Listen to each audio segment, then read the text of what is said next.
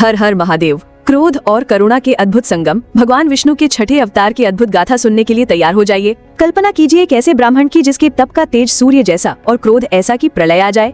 एक हाथ में वेद और दूसरे में वो फरसा जिसने इस धरती को 21 बार क्षत्रिय विहीन कर दिया। ये कहानी है उस अमर योद्धा की, उस दिव्य दृष्टा की, जिसे दुनिया भगवान परशुराम के नाम से जानती है। आज हम उनके जन्म, उनकी शक्ति, उनके क्रोध और उनके त्याग की अनोखी गाथा में डुबकी लगाएंगे। भगवान परशुराम का जन्म भृगु वंश में ऋषि जमनाग्नि और माता रेणुका के घर हुआ। जन्म से ब्राह्मण होते हुए भी उनमें क्षत्रिय का तेज और योद्धा की आत्मा थी। ये एक अद्भुत संयोग का परिणाम था।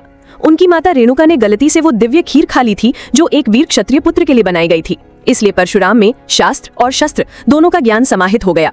अपनी इस क्षत्रिय वृत्ति को सार्थक करने और अधर्म का नाश करने की शक्ति पाने के लिए उन्होंने कैलाश पर जाकर भगवान शिव की कठोर तपस्या की और उनसे दिव्य अस्त्र शस्त्र व एक अखंड अविनाशी परशु प्राप्त किया। इसी परशु को धारण करने के कारण भार्गव राम बन गए परशुराम, यानी परशु के साथ वाले राम। उनकी शक्ति का प्रमाण उनका अपने गुरु स्वयं भगवान शिव के साथ हुआ युद्ध है, जिसमें उन्होंने अपने परशु से महादेव के माथे पर प्रहार कर एक चोट का निशान बना दिया, जिसे शिव ने गर्व से एक आभूषण की तरह स्वीकार किया। पर उनके जीवन का सबसे बड़ा मोड़ तब आया जब अहंकारी क्षत्रिय राजा कार्तवीर्य अर्जुन ने उनके पिता ऋषि जमनाग्नि की कामना पूरी करने वाली दिव्य गाय कामधेनु को चुराने का प्रयास किया और निर्ममता से उनके पिता का वध कर दिया। पिता का रक्त रंजित शरीर, उस पर पड़े 21 घाव और मां रेणुका का हृदय विदारक क्रंदन देखकर परशुराम के अंदर क्रोध की ज्वाला ऐसी भड़की कि उन्होंने प्रतिज्ञा ली कि वो इस धरती को 21 बार अधर्मी और अत्याचारी क्षत्रियों से मुक्त करेंगे, और उन्होंने अपनी इस भयंकर प्रतिज्ञा को पूरा भी किया। इसके बाद उन्होंने जीती हुई सारी धरती को दान कर दिया और महेंद्र पर्वत पर तपस्या के लिए चले गए, ये साबित करते हुए कि उनका युद्ध सत्ता के लिए नहीं, धर्म की स्थापना के लिए था।